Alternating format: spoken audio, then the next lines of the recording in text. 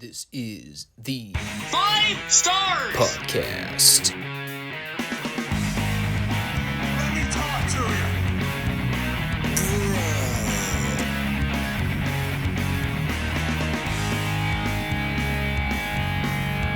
This is such good shit.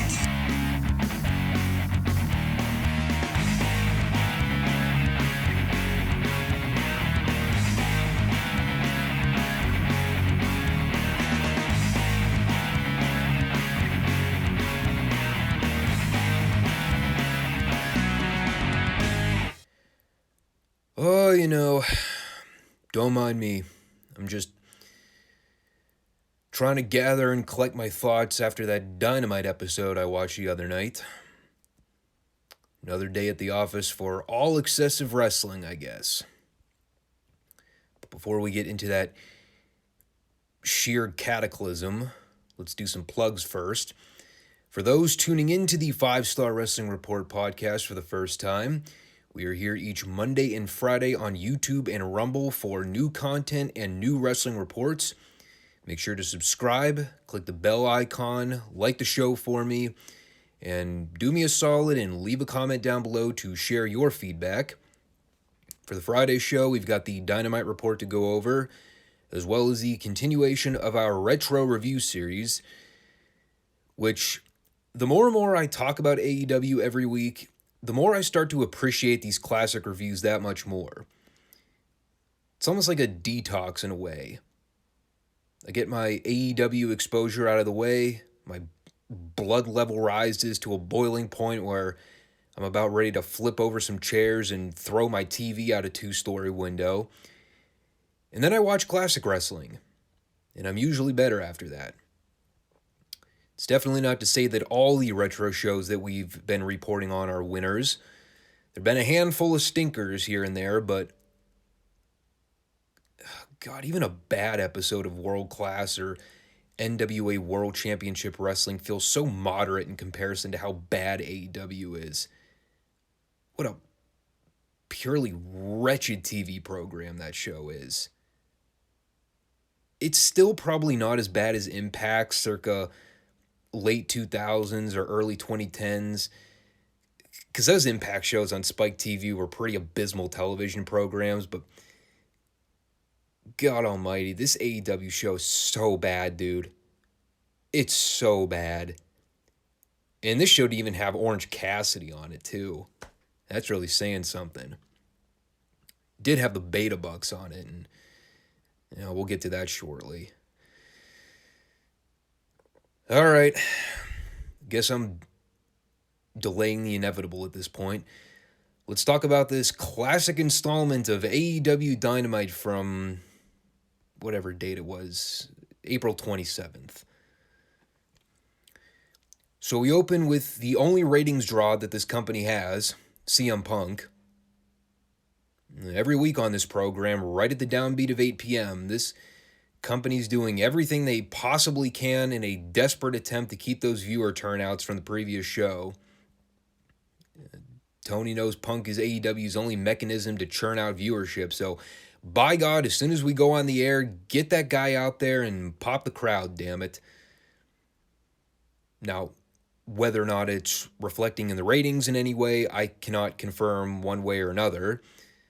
I haven't been paying that close attention to AEW's numbers recently, but if I had to venture a guess, I'd say this is probably a good formatting tactic to put Punk out on the show first.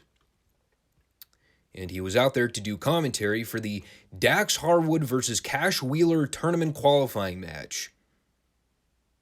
And yes, you heard that right, I'm not ribbing.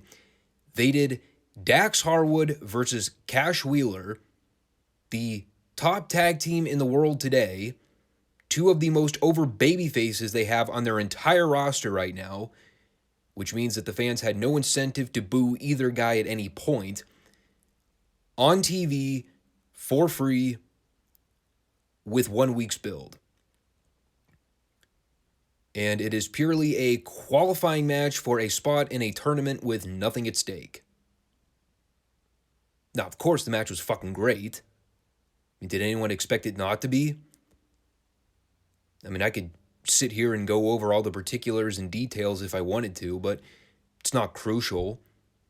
Anyone that's followed Dax and Cash's careers knows that these two are great at what they do, and particularly in the modern tag setting, there's not a single team out there on the market today that comes close to sniffing the level those guys are at right now.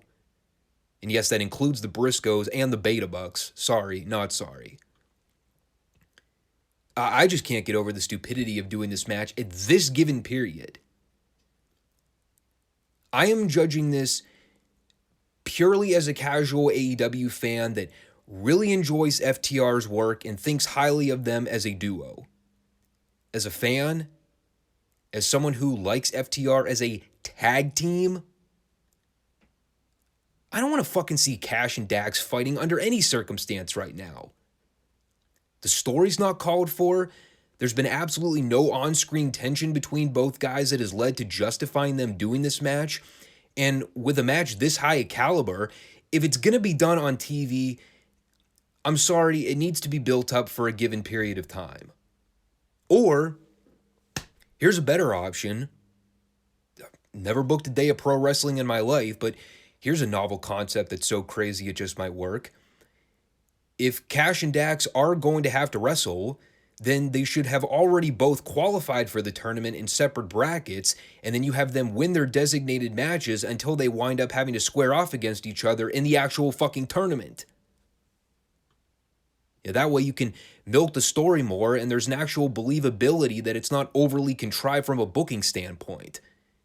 You know, instead of deliberately booking a match where the guys have to face each other just to earn the right to qualify for the fucking thing. How many times did Bobby Eaton and Dennis Condrey just randomly wrestle each other on TBS television? How many times did Robert Gibson and Ricky Morton wrestle each other in singles competition for no reason? Of course it never happened, because it would have been fucking stupid. But let me just say, from a wrestling standpoint, in terms of the stuff the guys did in the match, it was fantastic. You know, I was even okay with the spot they did early on where Dax accidentally thumbed Cash in the eye. You know, because they left up enough to interpretation there where you could buy that Dax didn't do it on purpose, but that Cash could have also seen it as Dax trying to get the unfair leverage on him. So that worked. And I like Punk commenting on it, saying, you know, I've accidentally poked trainers and sparring partners in the eye, so it's not out of the ordinary that something like that would happen. They had some great back and forth exchanges with the roll-ups and counters. I like the tease of the double count-out spot with both guys. And in this case, it actually worked the crowd because, like I mentioned earlier, I mean, no one wanted to see either guy lose this match to begin with. So there was an actual sort of plausibility that this could have feasibly ended with no decisive winner, which I think is what most people were expecting going in. So when they got the clean finish, they were more surprised by it. Of course, by this point, they did the collision spot where they both got knocked out of the ring to the floor. Cash had been selling the right knee prior, so when they rolled back in, Dax tried to go for the sharpshooter, but Cash rolled through for a near fall on the cradle, and then Dax immediately rolled that through and then snuck in the pinfall on Cash. Fantastic little finish right there. You know, the whole story of the match was that both guys were on an even playing field the entire time, so when Cash got beat in the end, it was more based on the outsmarting game than it was actual skill or experience. And if this match would have happened on a pay-per-view or later down the road when they actually had a rhyme and a reason to do the match, it would have probably been my favorite match of 2022.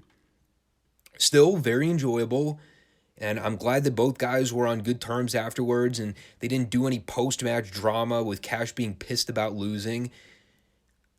Like I said, FTR are way too good right now as a tag team to be teasing a breakup. You know, and especially with the people essentially turning these guys baby faces in the last couple months, they shouldn't even be considering splitting these guys up anytime in the next year. And then following that, we had a great little walk and talk session with CM Punk doing a promo on Hangman Page. Of course, they made that official when they showed the graphic on screen for the Double or Nothing pay-per-view. It is going to be Punk versus Paige for the AEW World Championship, which should be a hell of a lot more intriguing than Paige doing a go-nowhere mid-card feud with Adam Cole over the belt. I mean, by name association alone, Punk has already upgraded Paige's status like 10 points. Apparently, Paige tested positive for COVID, which is why he wasn't physically at the show. But I do think that's something that they're definitely going to need to heavily target as they approach the pay-per-view. Paige needs to get in there and do some promo battling with Punk a time or two. He's nowhere near MJF level of ability to go in there and just do a 10 to 15 minute back and forth session on the stick with Punk. But if they want to give this a big fight feel, they're going to have to throw Paige to the Sharks and give him that time. I've already covered my thoughts on Adam Page as the world champion, so I'm not going to get into that now, but even if the plan is to get the strap off of him as early as late May, he still needs a certain level of credibility going into that match to allow for him to come across as more than just a mid-card guy cosplaying as a main eventer. Because that's how Adam Page has felt for a long time now. And I'm not the only one that thinks that. So hopefully Punk can come up with some good stuff to work with Page in terms of material, because the promo exchanges are what I'm particularly looking forward to, and they are going to be a very crucial element to this story.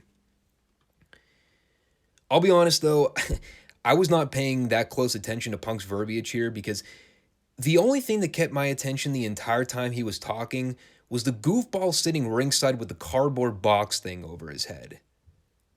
Now, obviously, I was looking way too much into that, but the only thing I could think the entire time Punk was talking was, who is this guy? And is he a plant, like, ready to jump Punk by taking the box gimmick off? Like, is this going to turn out to be like MJF or something? Well, it wasn't. It was just some geek sitting ringside with a box over his head. Very weird. As are most AEW fans, so I guess I shouldn't be all that surprised. We had a Scorpio Sky promo ahead of his title match later on, trying his damnedest to be anything other than a black hole of charisma. He failed. Next match was the Blackpool Fight Club in a 6-man tag against QT Marshall's Job Squad. You know, it's kind of amazing to think that AEW has like 57 factions at a given time on their program, and they're all completely worthless dweebs that couldn't win a match if their life depended on it. Here are my notes about this match. Wheeler Yuta has a great standing dropkick. Nick Comoroto has a fantastic mean guy look, and they should push him more. Bryan Danielson is being criminally wasted. And Jon Moxley looks like he ought to be standing outside a gas station pumping people's cars for minimum wage. I did briefly touch on this in my notes. I wasn't going to spend a whole lot of time covering it, but they did a skit with the Jurassic Express in the back, getting into a confrontation with Ricky Starks and Powerhouse Hobbs. And that should be a fine little title program there. Although the fact that Hobbs and Starks are fated to lose that match is fucking criminal. But the main takeaway here was Christian doing the little heel tease on Jungle Boy. And they've been kind of going this route for a while now, but they haven't gone like too in depth with it. And again, dude, I talked about this last week in the O'Reilly match, but it's almost bizarre to me just how much of a stark contrast it is watching Jungle Boy as a singles guy versus a tag guy. Like, I would totally be down to see him and Christian in a singles program. But it continues to beg the question, why are they so insistent on making Jungle Boy a tag team wrestler? Mostly anything good I've ever seen out of Jungle Boy on the show has involved him doing one-on-one matches against established names with guys that can help carry him and guide him through matches. Like, and he's proven that he's capable of holding up his end too. But, God, like watching Jungle Boy in a tag team setting, it's like watching him in a parallel universe. It's like first week in wrestling school level bad sometimes. So, I mean, for my money, the sooner they get those belts off of the Jurassic Express, the better. I don't know where that leaves Luchasaurus in the grand scheme of things, but I guess we'll wait and see. And then we had the Lance Archer Wardlow match. And this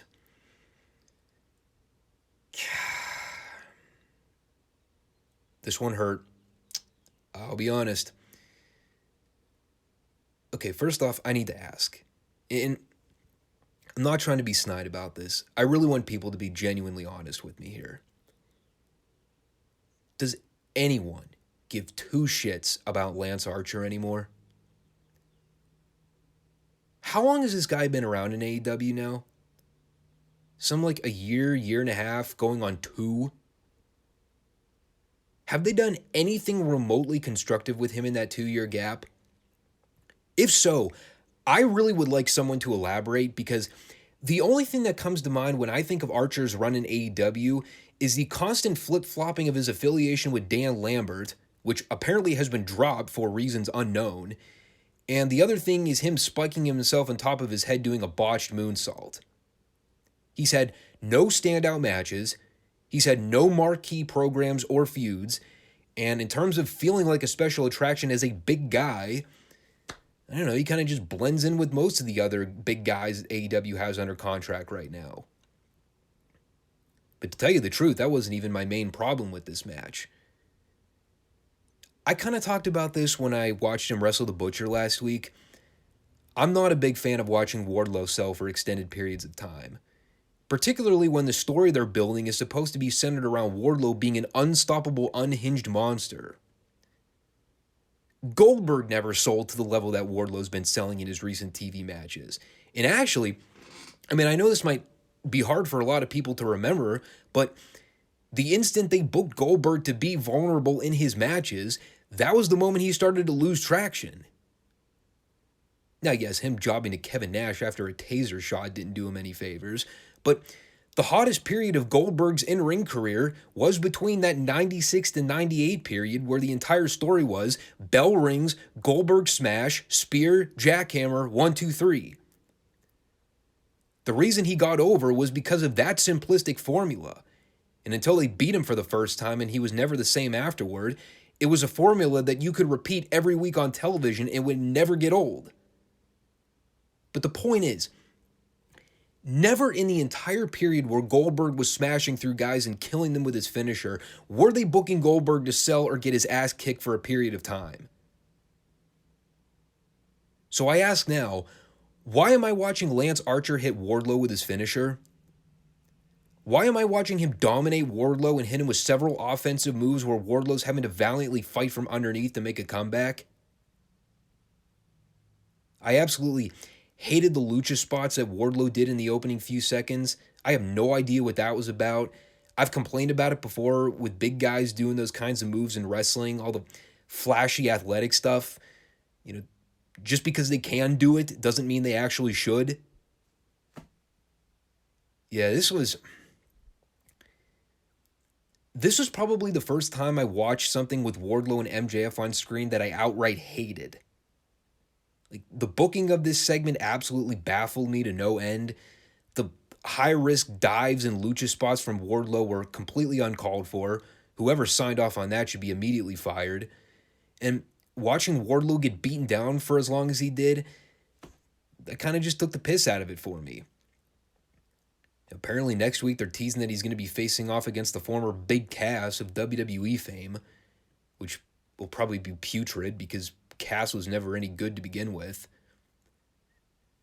Seriously, why not just have him wrestle Paul White?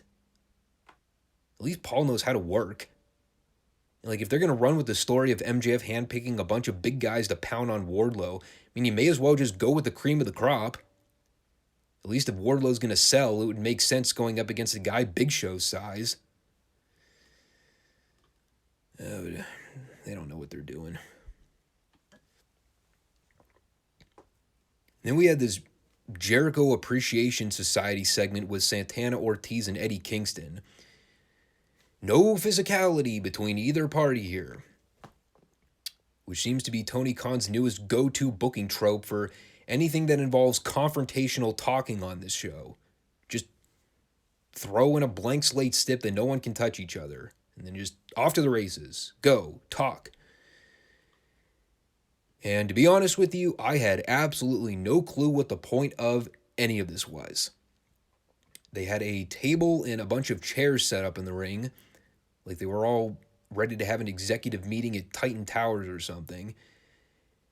And then the baby faces come out. They kicked the chairs over. They threw the table out of the ring. And Kingston spent most of the promos saying that this whole thing was stupid and that he just wants Jericho to fight him. And it was a great promo from Kingston. He's usually fire on the microphone anytime he's given one. I believe every single word that guy says when he's spitballing with other dudes on this show. He's intense. He sounds authentic. He's someone that I would totally buy as a guy you wouldn't be caught dead in the alleyway fucking with. But again, that's not the problem. The problem is this entire feud sucks, and it sucks since day one. I want to talk about this too, because I know people raved about that Jericho-Kingston match from the Revolution pay-per-view.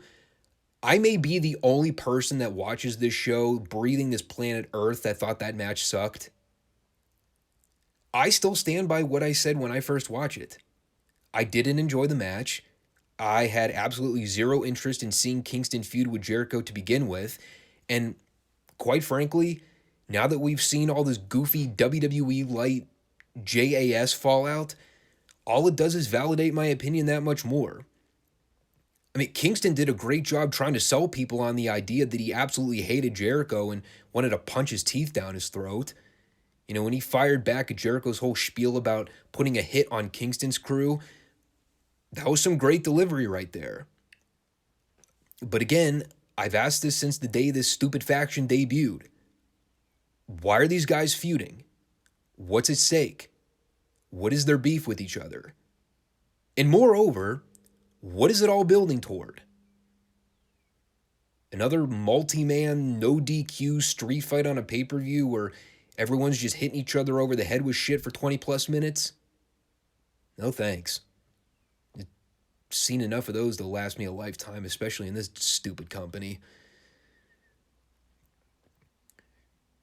Speaking of hit each other over the head with shit, we had Serena Deeb and Hikaru Shida in a Philly street fight.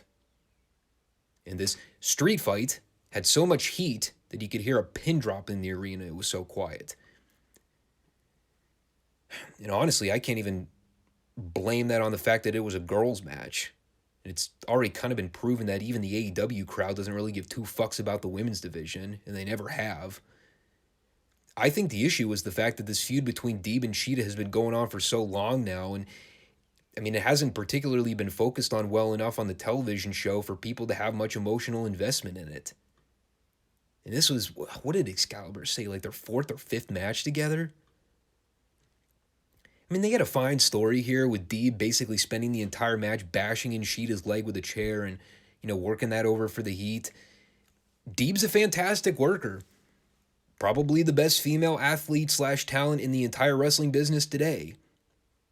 I've talked about that God knows how many times. And even so, she's already kind of gained the reputation of just being another gal on the roster.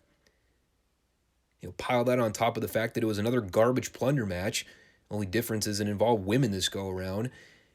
It doesn't make it come across any other way than lazy booking.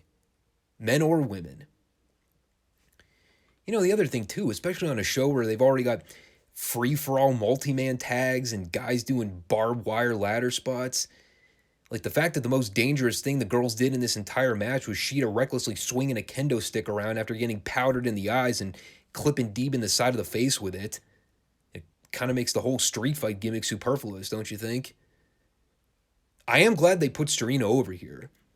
I mean, at least it finally gives Thunder Rosa a decent challenger to feud with over the women's title. Good. Should be a decent program. One that I'd actually be genuinely interested in watching. But beyond that, this is another segment that really didn't do a whole lot for me. And then we had whatever in the bluest of blue fucks this House of Black skit was.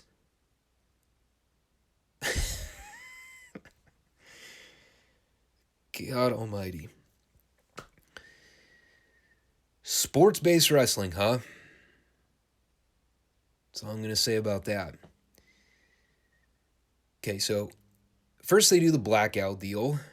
So, of course, when the lights come back on, we see Fuego del Sol lying motionless and dead at the top of the ramp, flat on his back, arms at his side. Just totally contrived, totally planned out, just ridiculous on its face in every way imaginable. And while Malachi's doing some kind of scripted verbiage, Alex Abrahantes gets on the mic, and they shoot the camera toward the ring, where they've got the ominous red lighting set up, trying to make it seem like Alex is hiding under some kind of robe or something. And of course, the heels are idiots, so they get in the ring. Penta and Pac end up coming out through the tunnel, as does Alex Abrahantes. And the big swerve is that Rey Fenix was under the hood the entire time. And he revealed himself doing a completely hokey-looking swing attempt with a shovel where he came nowhere close to making contact with anyone, just so he could do a bunch of goofy lucha bullshit with Buddy Matthews. So yeah, this feud's still going on, for any of you that could possibly care. And by the way, for those of you that are also wondering what happened to Fuego del Sol here,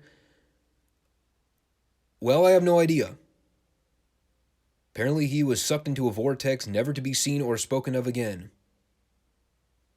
Much like this segment should be swallowed up in a vortex never to be spoken of again. Oh, and the hits just keep on coming. We had this 10-man tag with the Undisputed Era and the Beta Bucks going up against AEW C-level job talent. And by this stage in the game, if you've ever watched a multi-man clusterfuck Bucks match, you pretty much know what you're getting with those morons. It's why I don't give these guys any more credit than they deserve, because even when I see occasional good moments from the Bucks, like when they have a decent TV match with FTR, they always manage to find a way to revert back to their usual indie-rific drivel. The match is also completely moronic in terms of booking, where the entire setup to the match last week was Adam Cole wanted to show the world why the Undisputed Elite are the most dominant faction in all of wrestling today. So, of course, what happens? Well, they proceed to get their asses kicked by a bunch of low-level enhancement guys in a TV match that went less than 10 minutes. And then after Cole hit the boom on one of the guys after having done nothing the entire match but stand on the apron and look like a 13-year-old middle school girl, they all put on matching t-shirts like they were playmates at the after-school basketball team. I take it this is a Bucks original. Sure came across that way on television. Trash. And then in the middle of the show, in a 60-second backstage pre-tape, they shot a fireball angle with Jericho blinding Kingston in the face in the parking lot. And this angle was apparently so vile and so distasteful and so heavy that they immediately followed it with having Excalibur plug the upcoming television matches for the upcoming week.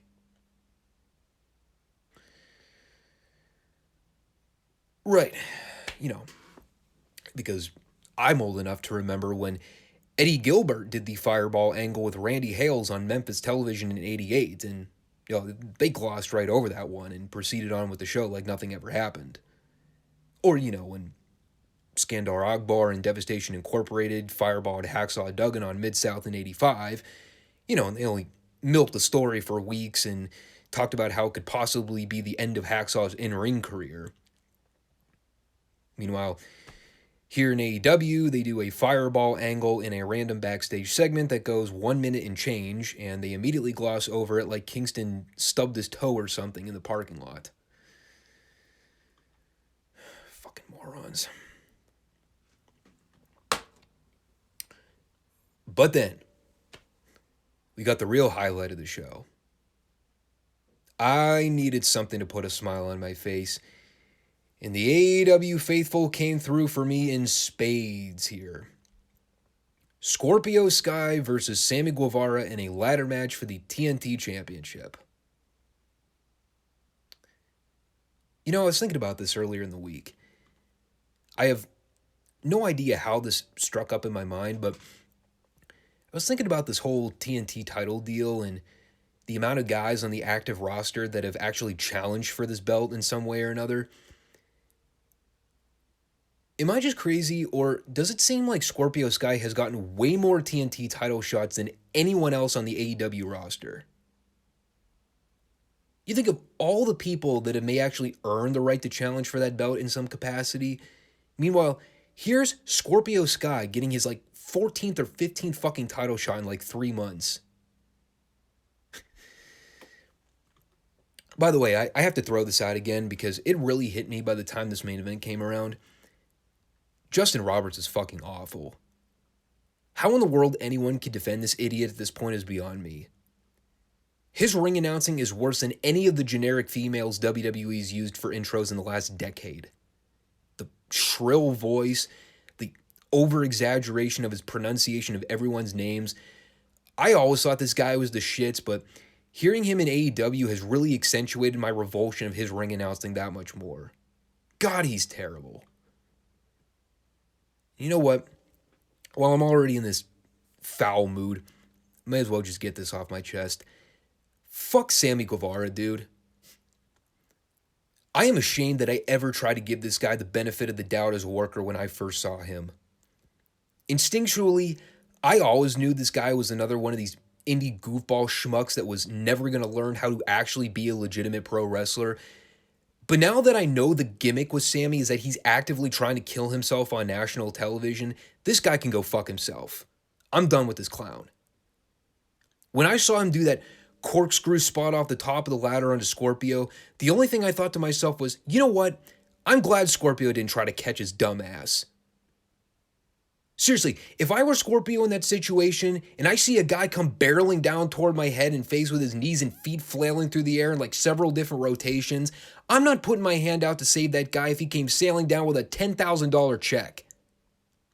You can eat shit. I'm protecting my safety and well-being. If it's the end of your in-ring career because you decided to do something stupid and reckless, that's on you. And I know that might sound harsh, but I'm fed up with all this nonsense of these idiots in the business now doing reckless dive spots onto guys when there's no way for anyone to protect themselves. Someone's going to get killed. And Tony Khan, as a businessman, needs to grow a set of balls and just tell these guys up front to piss off with these dangerous high-risk moves. You want to know why guys are constantly getting injured and why careers are getting shortened more and more often? It's because of bullshit like this getting signed off on. Learn how to be a competent pro wrestler. Learn ring psychology. Learn how to work a crowd. Learn how to tell a story. Learn how to be an on-screen character. Cut out this nonsensical crash dummy GCW outlaw garbage. When I tune into a pro wrestling show, I expect to see a pro wrestling show.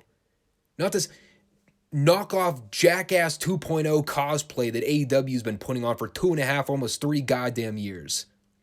Sick of it. And by the way, is Ty Conti supposed to be the next Brandi Rhodes now? Is that what we're rolling with? And Sammy's supposed to be Cody Rhodes? Because if that's the case, maybe the morons running this monkey operation should know that it's not going to necessarily garner the right kind of heel heat. Hasn't it already kind of been established that the Brandi Cody heat was not the we can't wait to see these two get their asses kicked heat, and that it was the why in the fuck is Brandi Rhodes being forced down our throats and up our rectums every week? Get off our television and go away. The you suck, you're terrible, you're a complete waste of humanity and we don't want to see you anymore kind of heat. Mostly I'm speaking toward Brandi. Cody was unfortunately on a different spectrum of the wrong kind of heat from the crowd, although Brandi sure didn't help his case in the last 2, almost 3 years. Of course, by the time we had all the run-ins with the girls in this match, I tapped out and gave up trying to pay attention to anything in this calamity. But I will say this. The last 3 minutes of this match was the damnedest thing I think I've ever seen on an episode of AEW Dynamite. I was laughing my ass off listening to Scorpio Sky become the single top babyface in AEW in one night, all because these people did not want Sammy to retain this TNT title. Seriously, I'm not exaggerating. This guy got a bigger pop than fucking CM Punk did when he climbed the ladder to win back the belt. I laughed so hard at this finish. It might turn out to be my favorite moment of AEW television all year. When this year concludes and I'm looking back at the show with fond memories to relive the greatness that was Scorpio Sky, the guy that gives drywall a personality like you wouldn't imagine, that guy instantly became AEW's top babyface in one night solely based on people's absolute resentment and disdain for Sammy Guevara and Ty fucking Conti. Legendary. This was train wreck level television, and God, was it the epitome of everything wrong with AEW in a nutshell. When this company finally goes out of business in the next 5 to 10 years and people are wondering what went wrong, I'm just going to sit back on my couch, play back this main event ladder match for the TNT title, and let the actions speak for themselves. And I'll be sitting there with a smirk on my face the entire time, watching all the AEW marks try to defend this one. Holy shit, this had me rolling. Of course, not in a good way either. I don't even know how to describe it. This is the unintentional form of comedy that makes pro wrestling look so outlaw and so bush league. All you can do is laugh about it, because quite frankly, if you don't laugh, you'll cry realizing how bastardized this sport's become. If I really think about it though, this episode of Dynamite was almost exactly reminiscent of my thoughts on last week's program. It's actually kind of become the theme of their Wednesday night program for quite a while. They start off with something white hot, and as the show rolls along, it's just one steady decline from segment to segment. The opening match, although I had plenty of personal issues with the idea of booking the match to begin with, I will not deny that Cash and Dax had a phenomenal pro wrestling match. I expected nothing less. And from every segment then on, the show just fell and fell and fell and fell and completely dissipated into obscurity by the time that main event came. Talk about it all the time. They shoehorn in way too much shit every week. Nothing ever has the chance to breathe. I mean, for God's sake, y'all want to sit here and complain about how bad Russo was in his obsession with week-to-week gimmick matches and hot-shotting angles and stories? What the heck is the difference between him and Tony Khan? Like, seriously. Russo was a fucking idiot. But God, the comparisons between his booking methodologies and Tony Khan's hodgepodge schizophrenic booking methodologies, they're not too far off. Gimmick matches out the anus, crash TV nonstop BS from beginning to end, terribly ineffective TV matches with run-ins and way too much crap going on. I mean, you discount the Cash Dax match from the opener, this could have passed for an episode of Nitro from the early 2000s. Of course, you're not going to hear that from anyone else, which is why I do these reviews. To just give you a direct wrestling report from someone that actually grew up watching good professional wrestling content when it was booked and ran by competent people with a brain. And sometimes I really do wonder to myself watching this show, what would Bill Watts say? Or, God bless them if they were still alive, what would Jim Crockett say? Or Paul Bosch? Whatever it is, can guarantee you it's not good. Anyway, y'all ready to move on? I'm ready to move on. Let's talk about some retro content this week. NWA World Championship Wrestling from April 26th, 1986. Show began with footage of Magnum TA and Nikita Koloff having a brawl in street attire following, I believe, an angle that set up the Russian chain match. Yes, the same Russian chain match that they have been building up on the show for what seemingly felt like eons. Should also be noted here that Crusher Khrushchev was randomly back with Ivan and Nikita in this segment to attack Magnum with the crutch on the outside. Keep in mind, Khrushchev had been out of action since January with a legitimate leg injury, and he had never been mentioned or seen on the show since.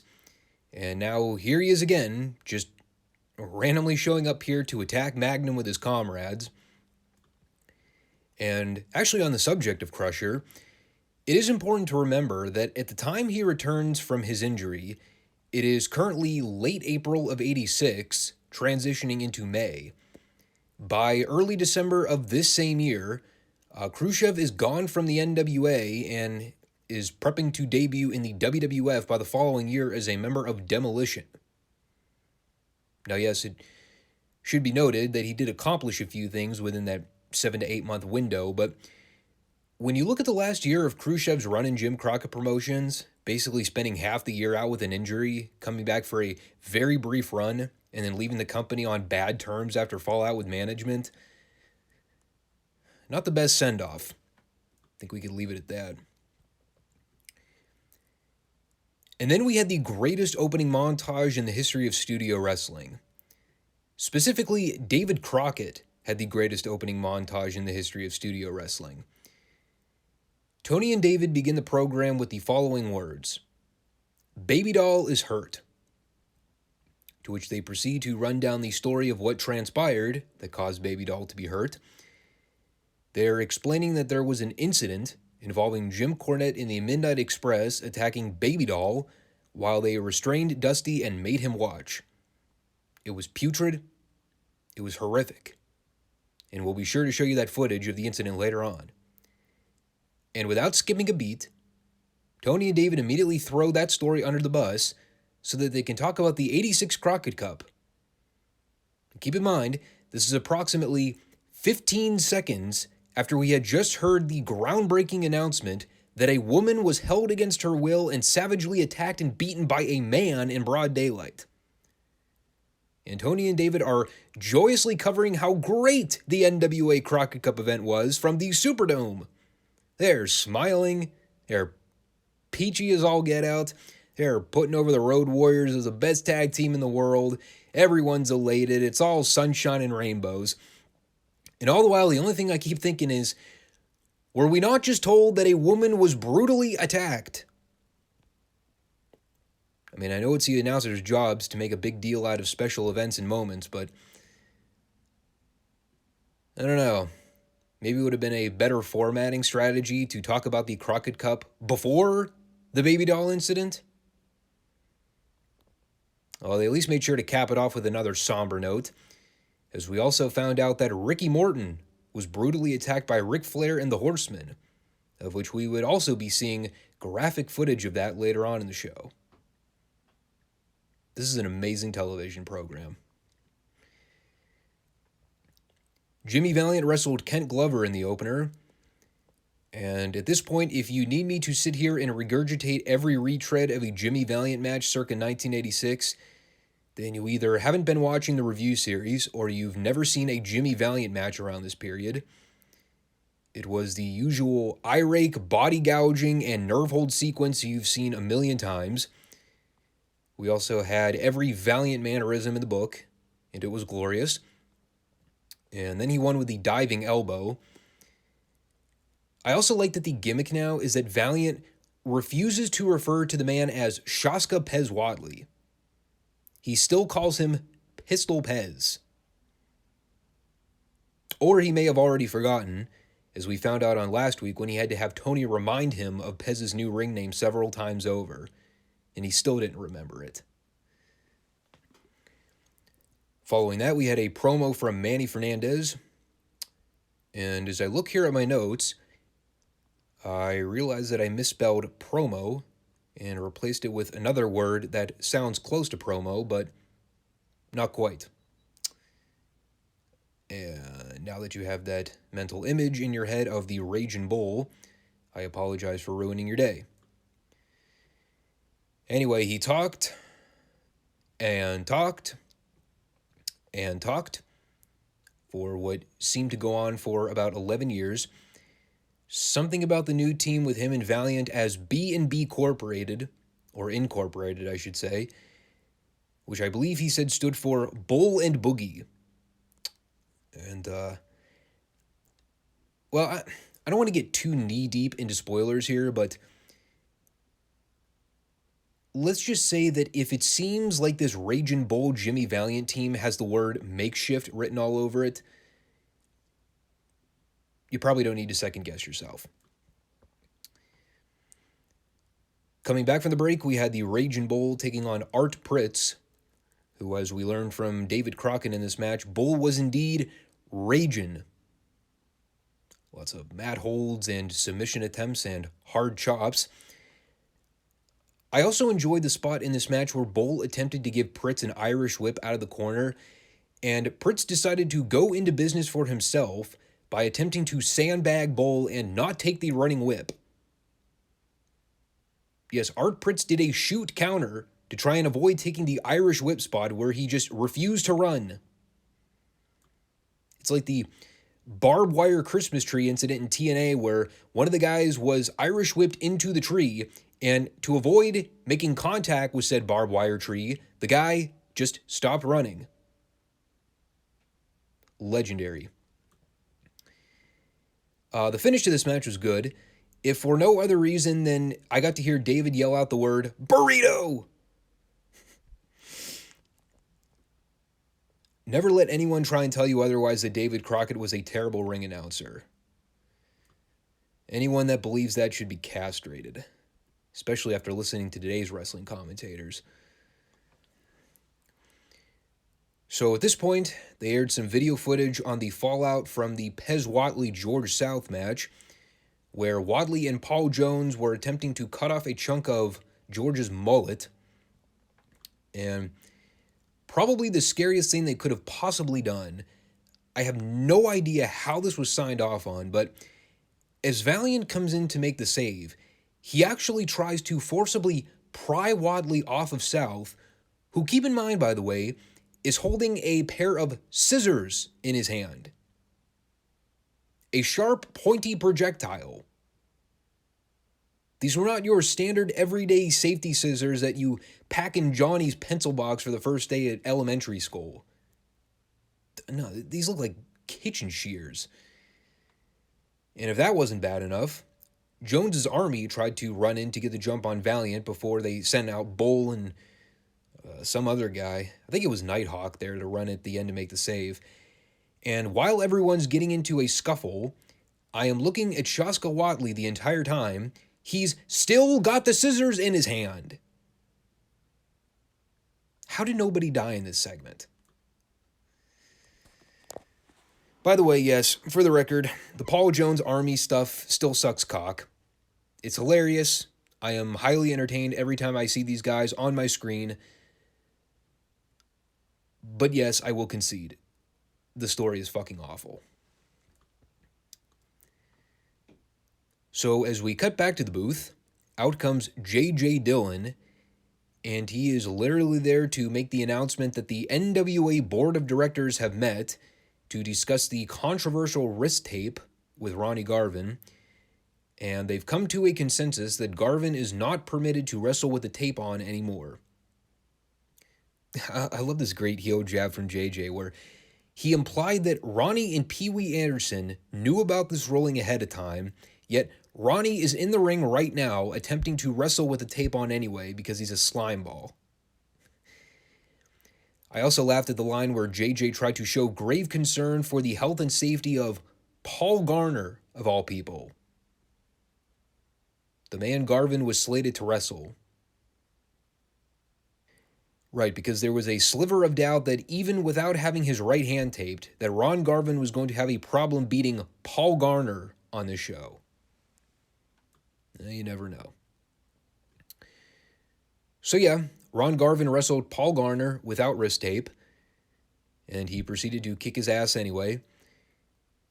It's great too because Ronnie's gimmick is that he is the man with the hands of stone, but because he cannot use the right hand due to his sustained injury, his new go-to finisher is a standard headbutt splash combo.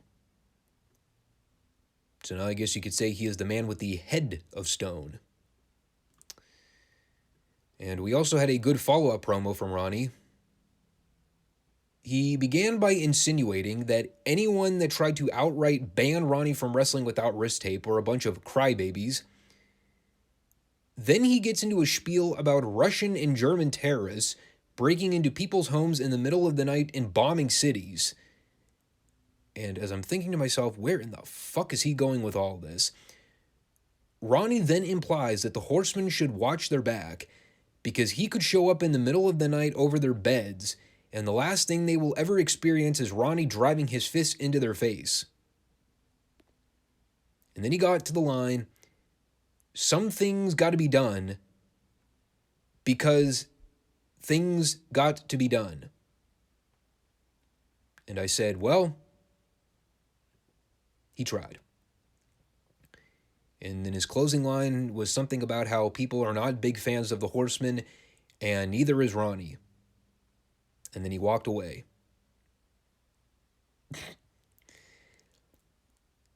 I have said before that Jim Cornette and I don't always agree on particular talents. Like, there's certainly a handful of guys and gals that we do not see eye to eye on in terms of talent. Like, I used to think that Charlotte Flair and Dolph Ziggler were the two biggest names that we could not be on further ends of the spectrum on. I think Ronnie Garvin might have reached that point too. Like, I understand he had a working relationship with the guy, so there's probably a little bit of built-in bias and respect for him, but Jesus Christ. How in the fuck was this the guy they saw as the top babyface to beat Ric Flair for the title?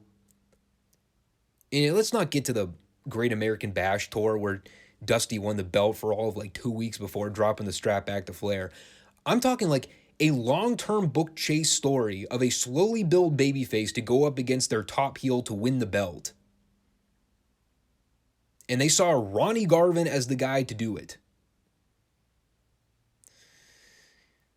I didn't get it when I was 4 or 5 years old. I still don't get it 25 odd years later.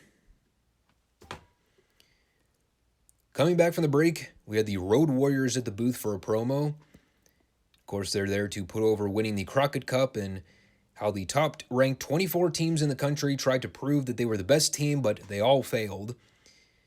And now that they've proven they can beat the Midnight Express, they're coming after them and their World Tag Team Championships, even though it would take them until fall of '87 to actually win the straps. By that point, Dennis Condrey wasn't even part of the equation, but we'll get to that in due time. Obviously, Hawk had the line of the century in here, where he started talking about the double chain match with the Russians in Baltimore, and he referred to them as, quote, crotchety loads of soggy buzzard barf, which was probably humorous at the time, although if you know anything about Hawk's promo history, this would start to wane a little bit in terms of its impact by the following year. They showed a pre-tape highlight reel of the Crockett Cup by going through a rapid series of still photos, of course with the classic 80s generic rock music in the background. Again, we recapped that show on Monday, so if you did not get a chance to check it out, go over and listen to the Monday podcast to get a recap of that show and all of its splendor and glory. It's a very fun show worth checking out, although I highly encourage you to make sure that you do not try to actually watch the 86 Crockett Cup in one sitting, or you might drive yourself mad. Then the Road Warriors had a squash against Randy Mulkey and another schlub named Jeff Smith, which may be the single best generic gas station attendant name in the history of humanity. He also had the prototypical receding hairline and awful body to go with it. So maybe he could pass as John Moxley's assistant. Of course, both guys got absolutely massacred. I should have gone back to see what actually happened, but I totally forgot to do so when the match was over. All I remember is I had to minimize my screen because I watched this on my computer, and I typed my notes up on a Word document. So I'm catching up on notes from the previous segment, and while I'm listening to the match through my headphones, I hear what appeared to sound like a large splat, and the announcers are selling it like someone died.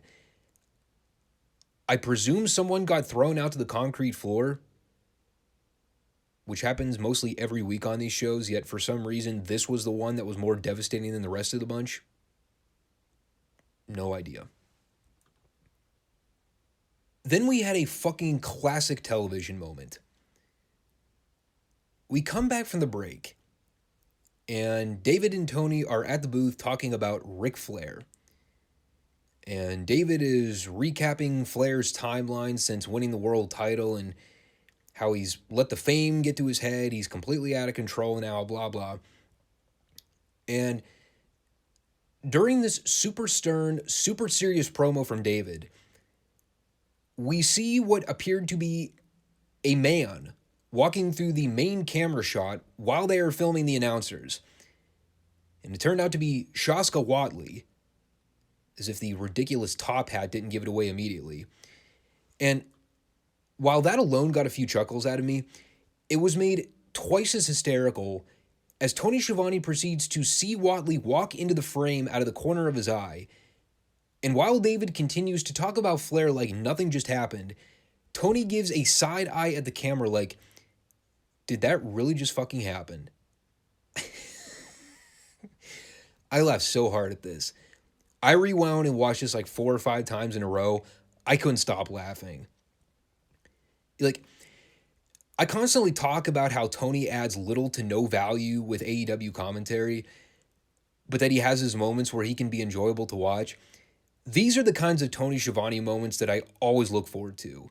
The complete befuddled, confused facials where he's trying to make sense of something. It's either that or watching him call the dying days of Nitro, where everything was a mystery to him because he legitimately had no idea what was going on half the time. Before we get to the next match, though, had another great video pre-tape. Lots of pre-tapes and pretty substantial angles that went down in the span of the last 7 days on NWA. This one featured the fallout to the Ricky Morton-Ric Flair match in the Omni, I believe non-title. Well, obviously it had to have been because Morton pinned Flair in the match. But after Morton had beaten Flair, the Horsemen had all followed Morton, Gibson, and Dusty to the locker room, where the heels all ganged up and jumped the rock and roll. While the cameraman filmed the attack and did nothing to help, by the way. Sorry, it's just a nitpicky wrestling trope that I always find amusing. But this is also a very infamous angle, because this was where they shot the deal where Ric Flair was rubbing Ricky Morton's face into the concrete and forcibly splitting open his jaw and cheek. It was one of the more edgy, blood-related angles they'd ever shot on camera for the time, and this angle still kind of stands as a pivotal moment in the direction of Ric Flair's on-screen character. And, you know, we heard David talk about this at various points in the show, and he was just addressing this before they showed the pre-tape.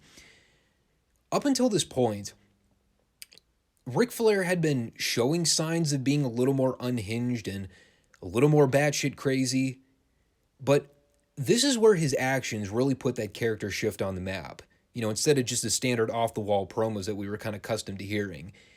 And if you follow the career trajectory of Ric Flair, you can either mark this as a turning point for good or for bad reasons. And you probably wouldn't be wrong either way. The complete lunatic, bug-eyed, off-the-cuff Ric Flair is notorious for many reasons, but even when we go back and watch clips of him on World Class back in like 83, where he was much more stern and soft-spoken, man, seeing this character shift in real time, it's still wild. So anyway, Whatley, cutting in the middle of the frame to walk to the ring for a match, it was for a Whatley and Baron Von Raschke versus Lee Peak and Bill Tab match. And you'll be shocked to hear, it was horrendous. Not only was it horrendous, but it was torturously horrendous because the bastards that formatted the show this week decided that of all the matches on the show, this one needed to go 10 minutes. So they did a bunch of stuff for a while. Baron tagged in at one point and proceeded to go through a series of chokes to one of the job guys. And as we come back from the break, they did some more moves for another minute or so. And then finally, Baron tagged in Whatley so he could hit a superplex and get the win for his team. My eyes bled with each progressing minute. I was beyond bored. The follow-up promo at least made up for the hideously boring match. As Whatley shouted obscenities, he began literally frothing at the mouth while yelling about Jimmy Valiant. He yelled at Tony for attempting to speed him along, even though Whatley was saying absolutely nothing of substance prior. Then Baron took on the role of Nikita Koloff this week by saying something completely incomprehensible and then claiming that the Paul Jones Army are superior athletes to all of the top guys in the NWA. Laughable. And then Paul Jones capped it off perfectly by demanding that the next time Whatley sees Valiant, he shaves the rest of his head and makes him a bald-headed geek.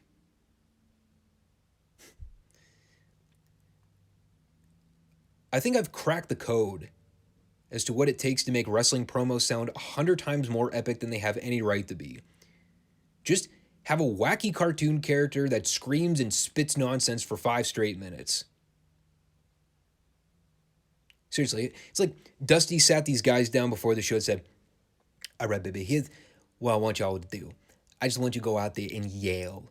You don't have to say anything of substance, daddy. The people don't care about that. You know what I mean? You just go out there and yell. You be loud. You be boisterous. It's going to be great. Sure as fuck wasn't wrong, because this is pretty great. And then we had a Ric Flair promo. Speaking of boisterous, he begins recounting the Ricky Morton incident and discussing the fact that while Morton has his young teeny boppers obsessing over him, Ric Flair is out there chasing double D's. Says that no woman in the world would ever want to get with Ricky Morton because he's ugly. And he says that when you're the world champion, you're used to getting what you want. And then he name-dropped a bunch of cities and upcoming challengers that he would be facing, including, I believe, Bullet Bob Armstrong as one of those aforementioned names, which I've got to get my hands on to see if they actually have a video of a 1986 matchup between Bullet Bob and Ric Flair. I mean, I've seen clips of their matches from Southern Eastern Wrestling in '84, particularly the famous match with the run-in angle from Ron Fuller at the end. I have no recollection of Flair and Armstrong wrestling in 1986. Unless Flair was ribbing me. And if that case, well, I'm now sad. Wahoo McDaniel wrestled a guy named Jim Dawson. Beat him with a chop in a minute. And that was immediately followed with a gorgeous Jimmy Garvin promo, who continues to claim that Wahoo is hiding from him and refusing to confront him like a man. So where the fuck was Wahoo? Seriously, he was right there. He wrestled a match no less than 8 seconds prior to Garvin coming out to call him a coward for not confronting him. Probably would have taken him no longer than 3 seconds for Wahoo to just come out to the booth to confront Garvin. And while Jimmy Garvin is spending about 5 minutes pulling out a bunch of gimmicks from a bag to make fun of Wahoo, including toy tomahawks and beef jerky, which he had precious spray, the only thing I could think was, is Wahoo not the biggest pussy in the world right now? Seriously, Garvin is giving this guy an open invitation to just waltz right out to the booth and knock his teeth down his throat, yet Wahoo is nowhere to be seen. Where did this guy go? Did he have a case of explosive diarrhea or something? I don't know. But now we have to get super stern and super serious for a moment, because it's time to recount the baby doll story. Once again, another very famous television moment in '86 and a very integral plot development in the Midnight's career. So we cut to a mid-promo from Cornette where he's ranting on Dusty and Magnum, saying that Magnum's not in the building and that Dusty's a coward for not coming out to confront Condrey and Eaton. So on cue, Dusty begins walking down the ramp with Baby Doll following behind. Now, I guess I should ask the question out of the gate. why would you bring a woman to ringside when you're already at the numbers disadvantage? Isn't that just something that a logical man would automatically consider if he's about to confront a group of dastardly bad guys? To make sure that you don't put the woman in harm's way? Apparently not in Dusty's world.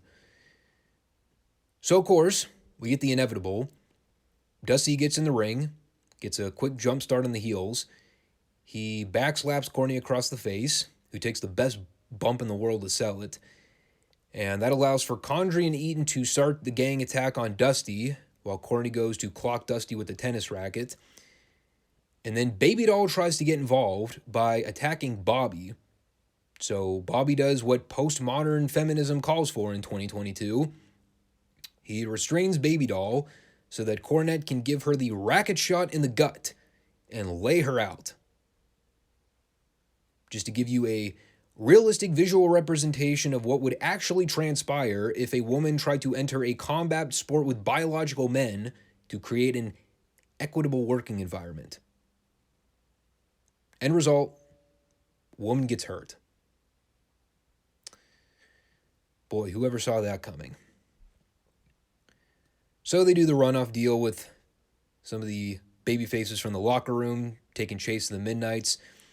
There's fans literally throwing garbage at the Midnights, legitimately trying to jump the rail to get at these motherfuckers, because this is still at a time in the business where wrestling drew real heat, and there was some sense of believability to it. And they managed to make it all the way to the announce desk, where David Crockett is immediately there to admonish these men, saying they must think they're real tough beating on a woman. So David's had enough of these jerks. He slams that microphone into Corny's chest. He's walking away. He's fed up with these dirtbags. So Corny does a great ranting heat promo, going off about how women don't belong in pro wrestling. They're yucking it up. Cornette's joking about how he could whoop Baby Doll any day of the week, no problem. Meanwhile, the baby faces are all carrying Baby Doll out from ringside while she's selling the gut shot. And then, of course, we cut back to the booth with Magnum and Dusty. And, well, the best way I can describe it is Dusty went full-fledged simp mode. He tries to insinuate women rule this world, to which I immediately wrote down, false. Women do not rule the world, nor have they ever ruled the world, nor would any sane, rational culture ever try to derive a circumstance where women single-handedly try to rule the world. But looking past that one little quirk, this is a very good promo for Magnum and Dusty. Dusty did mention here that women have natural instincts to bear children, and there was a brief period after that brutal assault from Cornette. The Baby Doll was afraid she was never going to get the chance to have kids.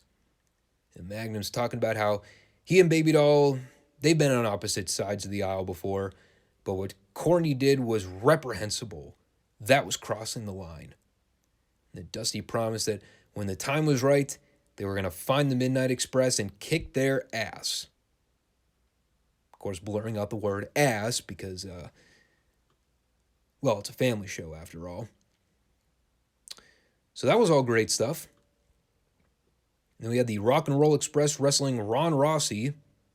And once again, another guy that I completely forgot to write down his name. Of course, Ricky had the face patched up from the attack from Ric Flair in the locker room. It actually just kind of looked like Ricky had cut himself shaving. Like he even had the dry blood splotches to go with it. And if you watched the Crockett Cup review, I had spent a few minutes doing a brief analogy between what it was like watching the Rock and Roll Express growing up versus watching the Fantastics growing up. Two of my all-time favorite babyface tag teams to watch. Yet when it came to the actual matches, I felt like I had less to say about Morton and Gibson's tag matches aside from the usual double dropkick 1-2-3. Well, on that note, here's what I wrote down for this match. Ricky's bloody face, double dropkick, 1-2-3. What can you do? So then we had the scum of the earth out for a promo, Jim Cornette, rubbing in the baby doll situation, and once again putting over that women have no place in wrestling, a man's sport. He also began running down the fact that men dominate professional sports and that Baby Doll learned what it's like to be in a man's world. Boy, if I didn't know any better, I'd say Cornette was coming across as what a lot of the moderate conservative individuals are saying in the modern day when it comes to whether or not women should be allowed to compete in biological men's sports. I thought Corny hated conservatives. He also dropped the hint in here about being tired of people putting their hands on him, which got me remembering how shortly from now the Big Bubba Rogers character debuts. But again, not going to get into spoilers. And that led to the Midnight Express taking on Rocky King and George South, and what ended up being a pretty fun little TV squash. Wish it would have gotten more time, because it was a fun 2 or 3 minute showcase. It certainly deserved more time than Shaska Watley and Baron Von Raschke versus Lee Peak and Bill fucking Tab. But whatever. Midnight's, of course, won. And while I was watching the match, I thought of something when I was listening to one of Cornette's podcasts. I can't remember if it was his drive-through show or one of the Experience episodes. Actually, no, it was the drive-through, because that's his Q&A show where fans send in questions for him. Because I remember someone had asked about something pertaining to Condrey and Eaton having never matched their gear around this point for their matches on Studio Wrestling. And I can't remember the specifics, but I think Cornette tried to chalk it up to something involving the guys being on a budget and having limited ability to find someone to create matching gear for them, considering the amount of travel they were doing around this point. I just find it funny that even if Condrey and Eaton didn't match their gear, I've still seen them go through like 6 or 7 color patterns on these studio shows. Like one week, Condrey's wearing purple and Eaton's wearing red. Or Condrey comes out with like a dark shade of green while Eaton's wearing like a straight black. And this time, Condrey had the purple trunks while Eaton was wearing almost like a sky blue shade. It almost feels too convenient how mismatched their ring gear was around this point. Like it was intentional that they were going out of their way to not wear similar colors. Maybe I'm entirely wrong about that, but it just seems too oddly convenient how they're never even close to wearing similar colors for their matches around this point. But like, they'll still go through various shades in their matches. I don't know. Just weird stuff. We had a quick Ricky Morton, Robert Gibson follow-up promo. And they actually made the executive decision to have Morton do all the talking while Gibson stood there and didn't say a word. Wise choice. And it was a great fiery promo from Morton. Just letting Flair know that he's a punk. And next time he gets a shot, he's walking away as the new world's heavyweight champion. And I also did note that they were sure to zoom the camera in all the way onto Morton's face so that we could see the injuries he sustained at the hands of Flair and the Horsemen. It legitimately just looked like Morton had someone squirt a couple blots of ketchup on his face and then smeared it around a little. Not very convincing. Tully Blanchard killed Mike Samani in about 14 seconds. Literally nothing else to say about it. And then JJ and Tully did a heel promo afterwards, where Tully talked about how all the actions from the Horsemen that we've seen have all been about intimidation. And aside from Tully dropping the stolen Steve Austin line of "that's the bottom line," the only other thing I wrote about here is Tully was a great fucking promo when he was fiery and passionate. Like, he has his moments where sometimes his delivery doesn't come off well on TV. Not this promo. No, this one was pretty dynamite. It was immediately followed with Ivan and Nikita Koloff cutting a promo on Magnum. And after having seen the footage of the brawl between Magnum and Nikita, they were basically here to remind us that they still want Magnum in the U.S. heavyweight title. By the way, for historical reference, I know this all builds toward the Magnum-Nikita series of matches, but Jesus Christ, has it taken long enough to fucking get there? Technically speaking, I don't think we've even seen the first official match between the two. That little street fight we saw from earlier on, I still don't remember if that was an actual match or if it was just like a post-match angle to keep the feud going. For whatever reason, they really wanted to prolong this program as long as humanly possible. I mean, good timing for the Great American Bash Tour, but good Lord. I mean, they're even testing my patience with this one. And I'm usually someone that says, hold off on programs. Give it some build. Give it some intensity. Now, they've been building this one for quite a while. You could probably get on with the first match now. Just saying. Anyway, the main event was Arn Anderson and Gene Ligon in a TV title match. You gotta break out the tough competition for Arn this week. We had another double-A spinebuster in this match, which the announcers completely no-sold, as David just casually joked of Arn slamming him. Of course, Arn wins with the gourdbuster. It was pretty much that. You'll be shocked to hear that Gene Ligon did not put up much of a fight. And then the show ends with a Horseman hijacking session where JJ takes the mic from Tony and proceeds to interview all members of the Horsemen. And this is a goldmine segment here that probably doesn't receive enough recognition from old school wrestling fans for just how great of a visual this is on screen. You've got the top heel group in the business all standing as one unit at the commentary booth. They've all got championships. They all look like $1 million. They're all top guys. They conduct themselves like top guys. They got the look like top guys. They cut fantastic promos. They just come across as megastars. It really puts into perspective just how drastically the business has changed. And not for good reasons either. You know, thinking about the top world champions in the business today and how no one feels special or comes off like top name attractions. I don't know, it was a real eye-opener seeing all these men together on camera and realizing the fact that we're never going to have star power like this ever again. Anyway, I didn't write a whole lot down about the material.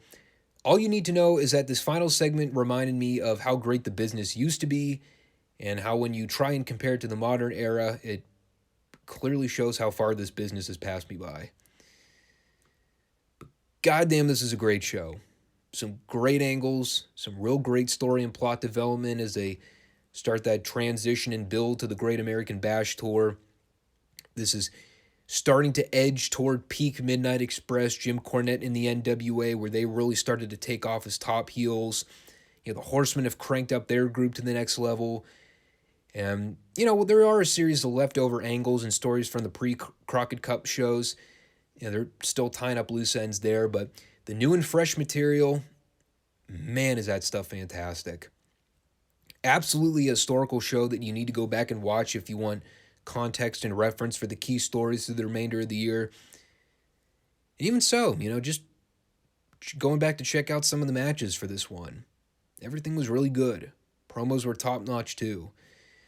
Definitely not a skippable show. You would definitely want to go out of your way to check out this one if you're a old school fan.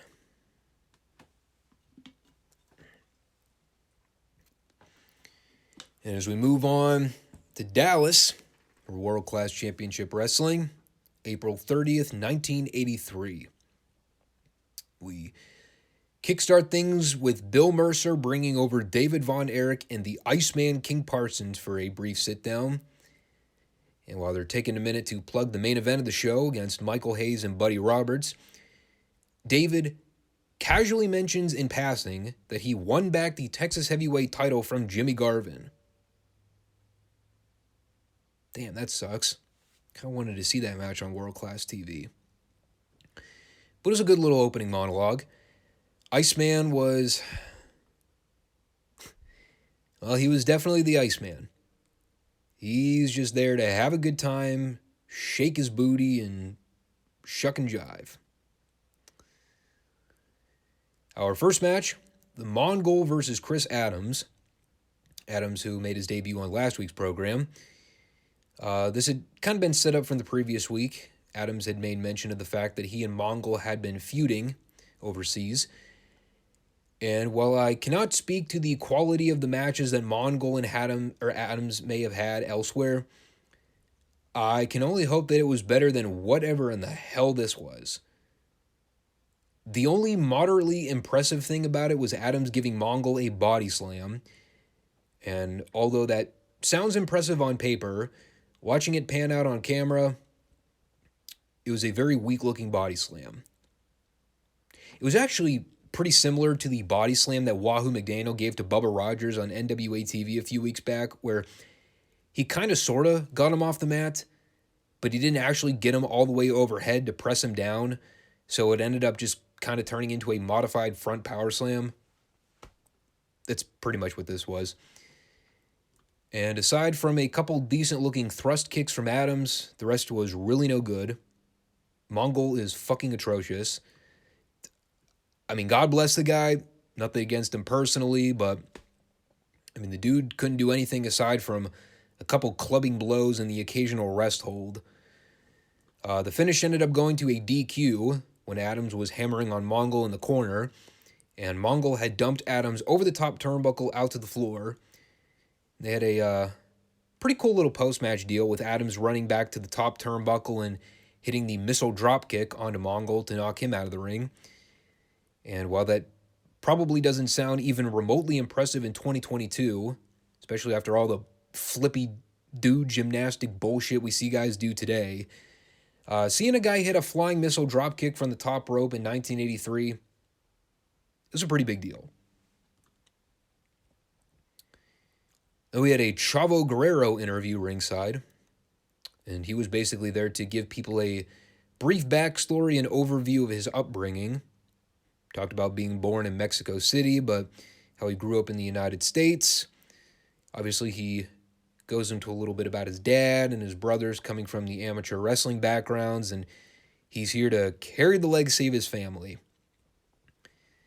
I did kind of laugh at the deal where Mercer asked him directly, "What are your goals and ambitions in world class, aside from winning and succeeding?" To which Chavo essentially answered by saying something to the extent of, "My goals are to succeed in the state of Texas."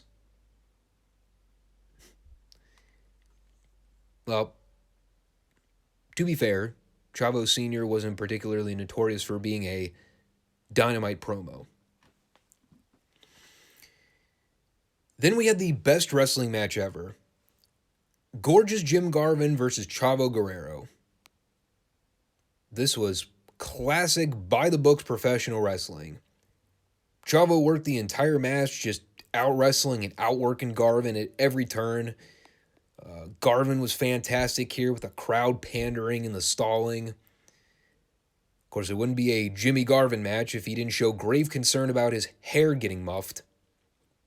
Of course, Garvin would get the occasional offensive advantage to work over Chavo, but by and large, Chavo took about 90 to 95% of the whole thing, while Garvin bumped and sold like a machine. I would also be remiss if I did not applaud Sunshine for her phenomenal work in this match. Those camera shots of her sitting ringside while Garvin was getting worked over, just displaying a sheer look of panic, was perfect.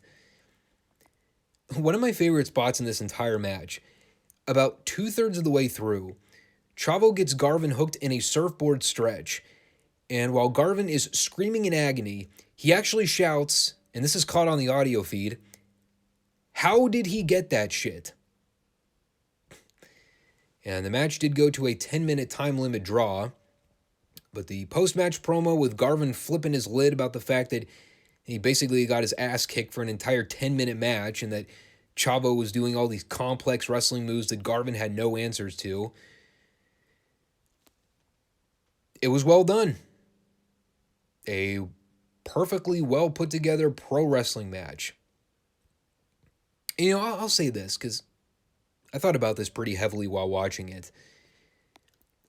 You know, we constantly talk about comedy in pro wrestling and how so much of it feels so contrived now, because let's be honest, it usually is. You know, whether it's AEW, NWA, or WWE, it doesn't matter. You know, all the companies are guilty of having no clue or concept of how to actually book real comedy in pro wrestling. For any wrestling promoter out there that wants to learn how to book wrestling segments that infiltrate comedy without going so over the top to the point where it becomes pure cringe and like turn the channel bad, promoters, writers, bookers, they need to watch this Jimmy Garvin Chavo Guerrero match from World Class in '83. That'll give them a real perspective on the matter.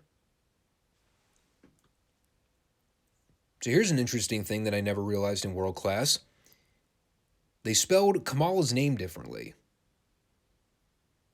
Remember when they were airing the promo vignettes and they had the dub over with the guy pronouncing his name Kilmala? Well, apparently that wasn't an error. They actually spelled his name Kilmala. Interesting. Anyway, he had a 2-on-1 squash against Bill Ratke and Tom Ernesto Jr., which is also funny because when they were doing the ring intros for this match, I heard Bill Mercer say Kamala Wrestling 2. And the first thing that hit me out of the gate was, oh my God, Kamala's working Mr. Wrestling 2? In World Class? No, sadly that wasn't meant to be. This wasn't Mid-South, unfortunately. Although, if I'm not mistaken, I think this was right around the point where Kamala was technically feuding with Mr. Wrestling 2 in Mid-South in '83. Interesting. Nothing to really note about the squash itself. Kamala just killed these two guys and pinned them both with the running back splash off the ropes. And then Skandar Akbar did the post-match interview where he is suggesting that Arman Hussein and Togliatsu are actively avoiding getting in the ring with Kamala, as are the Von Erichs, which is quite the teaser for future programming. Guess we'll see which Von Erich has the guts to step up to the Ugandan giant in future world-class episodes. Or is he still going by the Ugandan Warrior? I always forget. I remember in Mid-South, they called him the Ugandan Warrior, but depending on what company is in it, I think they oscillated between referring to him as the Warrior and the Giant. Maybe someone could clarify that. And our main event, Michael Hayes and Buddy Roberts of the Freebirds versus Iceman King Parsons and David Von Erich. We also had Gorgeous Jimmy and Sunshine to film the action at ringside with their handheld camera. Of course, you could see where that was going before the opening bell, especially when Garvin and Dava were getting into it beforehand over the Texas Heavyweight title. Match itself was pretty good overall. You know, standard babyface control toward the beginning. Hayes and Roberts are bumping around like pinballs for a little bit.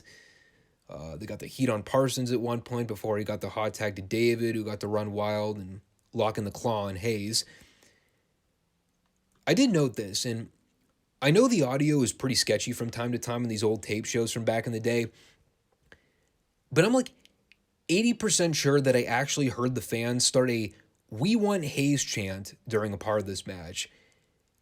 I presume because this was during the early stages when David was first tagged in, so I guess the fans wanted to see Hayes tag in so David could beat his ass, which is just awesome. Oh, that's heat. Of course, things broke down there toward the end. All four guys ended up in the ring fighting at the same time. And while the ref was dealing with Buddy and the Iceman in one corner, Hayes and David do the double head bonk spot. David takes a spill to the outside. And after he gets to his feet, he and Jimmy Garvin get into another verbal spiel, which led to Garvin cracking the camera over David's head. So, of course, David gigs himself onto the ring before crawling back in and getting immediately pinned by Hayes. Like I said, good match. Nice little angle at the end there to keep the David Von Erich, Jimmy Garvin feud going over the belt. I talked about this at the end of last week's show too, where talking about the recent rendition of the Freebirds Von Erich matches on this show, how it kind of seems like the Freebirds have been whipping boys for the Von Erichs nonstop, just like one TV loss after another with these guys, be it a clean pinfall or some kind of fucked finish. Well, they gave the Freebirds a TV win. Get them a little bit of heat back, I guess, which is probably needed. And then right before the show, they concluded that for next week, there's going to be a 6-man tag with all members of the Freebirds going up against Kerry Von Erich, the Iceman, and Chavo Guerrero, which would be a hell of a little TV match, all things considered. Overall, very good episode. I love the Jimmy Garvin Chavo Guerrero match. The main event was a lot of fun. Good story development there with David and Garvin. The Kamala Squash was good character development there. Like I always say, man, these world-class shows are some of the easiest 45 minutes of wrestling programming to sit through. Everything just flies by so quickly because it all makes sense. It just flows like a natural television program should. I wish every wrestling program could be like that, but well, you can't win them all. Anyway, wrapping up for this one. Make sure to hit the subscribe button so you can stay posted for all upcoming FSWR content on this channel. Make sure to also like the show and comment down below. Would appreciate any and all feedback I can get from new and returning viewers, especially on YouTube. We'll be back this coming Monday for the AEW Rampage and NWA Power Reports. Also, just to give a brief update on some of the upcoming things with the shows. Number one, I do plan on reviewing WWE's Backlash show on May the 8th. So that'll be a holdover for the Monday podcast. Also, as I skim the page on NWA World Championship Wrestling, it appears that they do not have a show archived for next week in the library. The next episode they have uploaded is for May 10th, which would be 2 weeks out from now. So, as I did last time when there was a series of world-class episodes that weren't uploaded, I'm going to be putting in a substitute review to cover the May 3rd date on the retro portion of next week's Friday podcast. And we're going to be looking at a retro event that also took place on May 3rd in the year 1998. I'm going to be talking about ECW's WrestlePalooza, which took place at the Cobb County Civic Center in Marietta, Georgia. It'll be our first ECW recap on the FSWR channel. Possibly not the last, but I'm going to go into a little more detail about my personal thoughts on ECW growing up as a kid and how much of that product I actually got to watch. But that'll be for next time. Till Monday. Take care, all. Peace out.